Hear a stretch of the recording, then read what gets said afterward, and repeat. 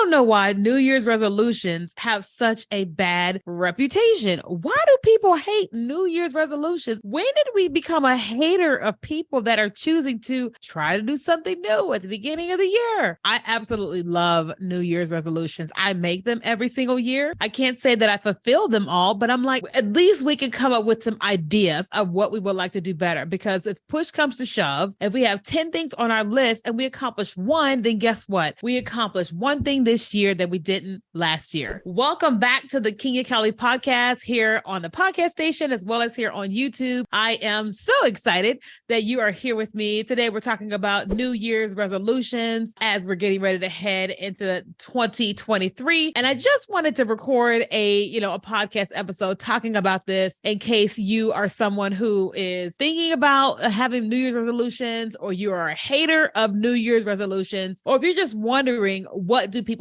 think about New Year's resolutions? So before we say New Year's resolution, let's just talk about goal setting. How many of us have goals? You're like, I want to go to France. I want to go to Spain. I want to get married. I want to have children. When I look at goals, I look at them as sort of kind of New Year's resolutions. Your goal in life may not be, I want to stop smoking, but that could be a New Year's resolution. I'm going to stop smoking this year. But if we didn't put the stigma on New Year's resolutions as this thing we're going to quote unquote stop doing, and as set it as a goal of, hey, to better my health, I am going to stop smoking, then I don't think that we would look at New Year's resolutions the way that we do. I'm a really big fan of New Year's resolutions, and for a couple of reasons. One, I have heard for years people talking about those that, like you go to the gym and you have your favorite gym machine, you have it available every single morning at 8 o'clock, 7 o'clock, whatever time it is you go to the gym. Nobody's never there. Everything's fine. Everything's perfect. And then at the beginning of the year, all these people join the gym, and then now your treadmill is taken up. Now you got all these people in there doing stuff at this time of the morning that normally nobody is there. And so you're annoyed. I look at it a little bit differently. If I think about a person who has not been working out, a person who has not been taking care of themselves the way they should be, and they make this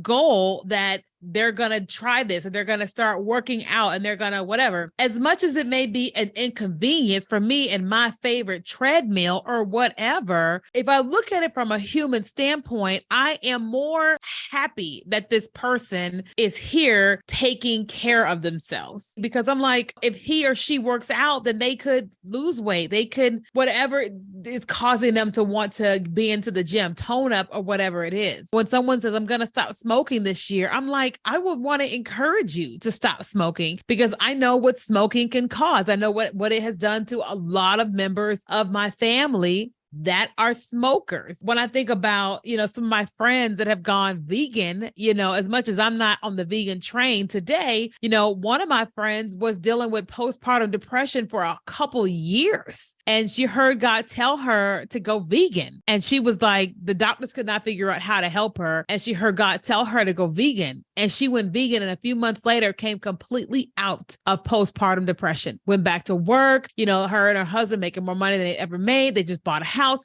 all this stuff as a result of, it wasn't even a goal, but it was just trying to better herself. So I love New Year's resolutions. I love it when people make these goals that they're going to try something new. They're going to do something new. I love it. I really, really, really do. Even if it is an inconvenience to me. One of my goals has always been to learn how to swim. And I said that for years. I'm going to learn how to swim this year. I'm going to learn how to swim this year. And I said it for years and years and years and years and years. And it wasn't until I think it was the beginning of 2020 or at the end of 2019 that I had started swim lessons, and I started learning how to swim. And then COVID hit and I had to stop. So then once I got down here to San Diego, I decided I'm going to find a swim instructor to come to my house to teach me how to swim. And guess what? It took me a year to do it, but guess what? I've had 6 swim lessons, and I am now in the water swimming by myself. Now it's cold outside, so he's no longer doing swim lessons with me for now, but I'm like getting ready to go on vacation, and I can, I'll be at home. Our pool is heated at my apartment complex. And I'm like, in the middle of the day, I'm going to put my swim cap on and I'm going to go down and I'm going to swim, period. Right. And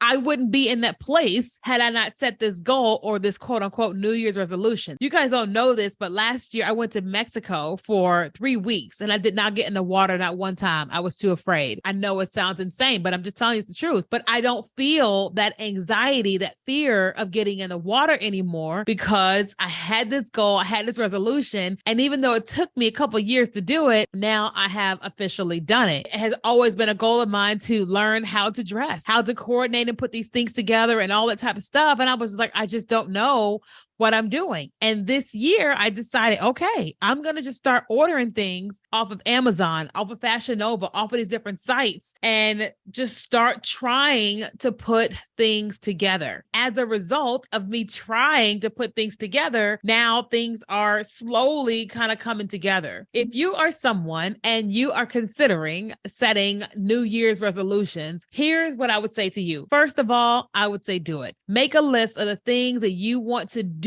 in 2023, and then make a short list of things that you want to stop doing. I also want you to make a realistic list because I really want you to get some wins. I want you to get some wins within the first 30, 60, 90 days of 2023. So if you say, I'm going to stop smoking, then why don't you make your goal? I'm going to stop smoking 6 cigarettes a day, and I'm going to take it down to 3. Your first thing could be taking the last one, the one cigarette like in the middle of the day that you normally would smoke, just going, nope, I'm going to go and drink some water instead, or whatever. You maybe eat a Twinkie. I'm not encouraging it, but yours may be, I'm going to eat a Twinkie instead of going and having a cigarette. Now you've had 5 cigarettes a day versus 6, and then continue on that journey until it's like, it doesn't feel as weird anymore. Then take that thing down to 4. And then next thing you know, you're down to 1 cigarette per day in the middle of the day or at night, whatever your time is. And then eventually you look up at the end of the year and you have stopped smoking. Because sometimes we just try to do too much too fast, or I'm going to lose 100 pounds. Let's focus on 5. So I remember like a year ago, I had been on this journey. I really want to lose weight. And I said, okay, once I lose my first 5 pounds, I'm going to buy myself a gift and buy myself a necklace. And so I focused and I focused and I focused, and I lost 7 pounds. And so I went and bought myself this beautiful Tiffany's necklace that I wanted. And it was great. And so then I said, okay, I'm going to lose 15 pounds. And I haven't gotten there yet because I had lots of different setbacks, and it's okay. But I started with going, okay, if I start with 5 is easier for me to do than 50, right? And so now my goal is like, okay, let's go for another 5. And once we go for that 5, then we can go for another 5. And that way it's not like I'm trying to do too much at one time, because it just feels unattainable. It just feels impossible. And then you try to go after the 50 pounds and you look up, you only lost 30 and you beat yourself up, but you're like, fail to realize that you lost 30 pounds. Okay. That's what I want to say about New Year's resolutions. I absolutely adore them. I think they are worth the investment of time and energy, 100,000%. And it's really important to know this, that if you are around people who don't believe in New Year's resolutions or aren't encouraging you to set New Year's resolutions, I'm not saying to get away from them completely, but I am saying that you're going to have to surround yourself with people that believe in what it is you're doing, that will encourage you, that will motivate you, and that will support you. Because otherwise, if you continue to stay around people that are not setting goals for themselves, that are not setting New Year's resolutions, then they're going to be trying to tempt you. If you're trying to get off carbs, they will try to tempt you with carbs. Whereas someone who is really, really trying to help you with your goals, like your weight loss goals, they're going to be supportive of you and not offer you carbs. And sometimes they may not even order carbs around you because they love you so much that they don't want to tempt you. Okay. So I hope you have found this valuable. If you enjoy watching my videos on YouTube, I know that we have a podcast episode that comes out on the actual podcast every single Tuesday. And so you can listen to the podcast on all the different stations where podcasts are played. Thank you so much for listening to today's episode. If you want to listen to the podcast, you can just find the Keenya Kelly podcast on iTunes, Stitcher, Google Play, anywhere you can listen to podcasts.